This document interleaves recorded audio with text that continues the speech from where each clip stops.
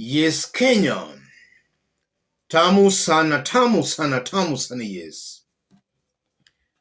William Ruto was in Nakuru County today, and from his sentiments, it's clear he lifted the ban on logging. Listen to Ruto. That's William Ruto today.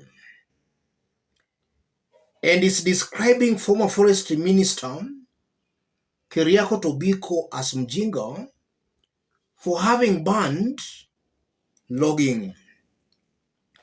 And that's very interesting because slightly over 1 week ago, William Ruto was abroad and he was talking passionately about the need to conserve the environment in order to check on the climate change. So when on the global stage, he talks very passionately about climate change. But while he is at home, he is encouraging cutting down of trees. Before we proceed, let's listen once more to William Ruto speaking a few years ago. We must stop all cutting of trees in all our forests, both state forests and community forests, kwa sababu tuko na shida kubwa. Mito haina maji. Tumekuwa na shida miaka mitatu, hatujakuwa na mvua ya kutosha. The misuse of forest resources is threatening water availability and food security in our country. Yes. You are seeing that some few years ago, Ruto was talking of the need to conserve the environment, not to cut down trees. And right now, today, he's encouraging logging of trees. Rather, he's encouraging logging. Those sentiments alone just exposes the double speak by William Samoei Ruto. And this is why sometimes I do maintain here that Ruto is not fit holding a public office. By Ruto still holding on to that office, he is going to cause more damage than any good to this country. If you look at the forest cover in Kenya, I think it's about 8%. Constitutionally, the forest cover should be about 10%. And then when you zero it on to counties, Nakuru County is among the counties with the least forest cover, less than 10%, Nakuru County. And it's very interesting that in the same Nakuru County, Ruto is encouraging logging. Yes, the same county. What does that mean, ladies and gentlemen? The first thing coming out very clearly, Ruto is naive on governance and he talks without looking at the bigger picture. Lifting the ban on logging when Kenya has not attained the constitutional threshold of the forest cover, that exposes Ruto as totally naive on governance. Yes, he's just making roadside declarations without actually looking at what the law says or looking at the bigger picture. And then secondly, Ruto is playing populist politics. He knows that he has performed dismally.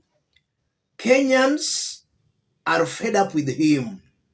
So he's just trying to play populist politics. Politics that in the long run is just going to end up actually making things worse than they are. Some months ago, there's been severe drought in Kenya. And if you look at the contributing factors, deforestation ranks very high. So Ruto is just encouraging that deforestation. And then maybe years later, 2, 3 years later, he'll go back again telling Kenyans to start planting trees. Yes. And also from those sentiments, you are seeing clearly that William Ruto is totally confused. Besides being very naive on governance, I'm seeing him coming out as a very confused politician. He does not know what he should be doing. He is just going around in circles, conflicting himself with his own statements and remarks. And it's now coming out very clearly that Ruto does not care whether he is lying or not. He just talks. Kenyans should not take those sentiments by Ruto lightly. Ruto should be held responsible for what he says. He should not be let scot-free, making conflicting remarks. Kenyans should hold him accountable for what he says. Even before I conclude, Ruto is also coming out as a very big liar. And in most of his remarks and speeches, what he says today, he always means the opposite. And in various, or rather in so many occasions, he has been exposed as a liar. Yes. And besides even lying, his language is not presidential. When he uses words such as mjinga, that's not presidential. And that also brings us to the issue of integrity. Is Ruto fit holding a public office? The answer is a very big no. He is not fit holding any public office. He fails the test on leadership and integrity. That's also coming out very, very clearly. Above all, Ruto has started early 2027 campaigns. That's what he's doing here.